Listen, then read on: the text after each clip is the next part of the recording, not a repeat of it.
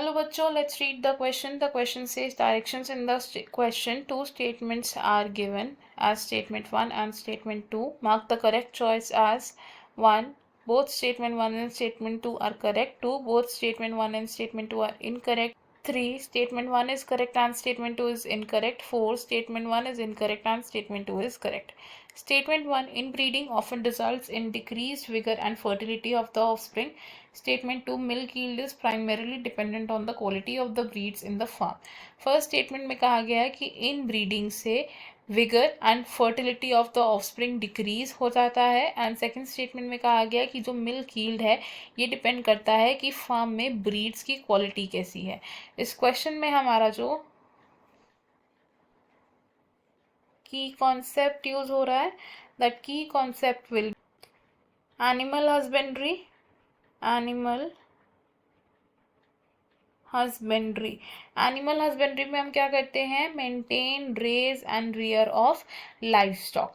सबसे पहले अगर हम बात करें इन ब्रीडिंग की, तो इन ब्रीडिंग क्या है, एनिमल ब्रीडिंग का एक तरीका है जिसमें हम क्लोजली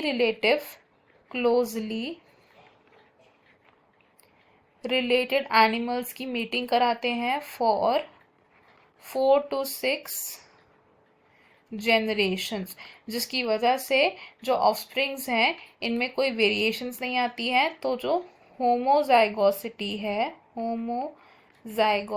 है it is increased and in breeding से हम एक प्योर लाइन इवॉल्व कर सकते हैं एनिमल्स की। लेकिन इन ब्रीडिंग का एक डिसएडवांटेज क्या है कि repeated mating between closely related organism से क्या होता है कि जो ऑफस्प्रिंग्स हैं उनकी फर्टिलिटी एंड प्रोडक्टिविटी कम हो जाती है, इट इज़ डिक्रीज्ड, जिसकी वजह से क्या होता है, इन ब्रीडिंग डिप्रेशन हो जाता है। इन ब्रीडिंग डिप्रेशन हो जाता है और इस इन ब्रीडिंग डिप्रेशन को ओवरकम करने के लिए क्या करते हैं, आउट क्रॉसिंग करते हैं।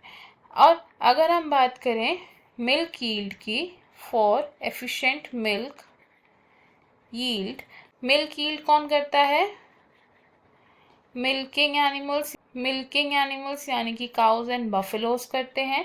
अब मिल्क यील्ड किस पर डिपेंड करता है, ये डिपेंड करता है कि जो फार्म एनिमल्स हैं इनकी क्वालिटी कैसी है एंड इनके क्वालिटी पैरामीटर्स क्या हो सकते हैं, they should be disease free, they should be well housed, they should be properly fed, उन्हें प्रॉपर न्यूट्रिशन मिलना चाहिए एंड वो हाइजीनिक कंडीशंस में रहने चाहिए। तो अगर हम अपने स्टेटमेंट से देखें, हम यहाँ से क्या बोल सकते हैं कि हमारा जो फर्स्ट स्टेटमेंट है वो करेक्ट है एंड सेकंड स्टेटमेंट भी करेक्ट है। तो गिवन ऑप्शंस में से करेक्ट आंसर हो जाए, both statement 1 and statement 2 are correct. बाकी के ऑप्शंस हमारे रॉन्ग हो जाएंगे। इस क्वेश्चन में हमारा जो फाइनल आंसर है that is option 1। I hope you understood it well. Best of luck. Thank you.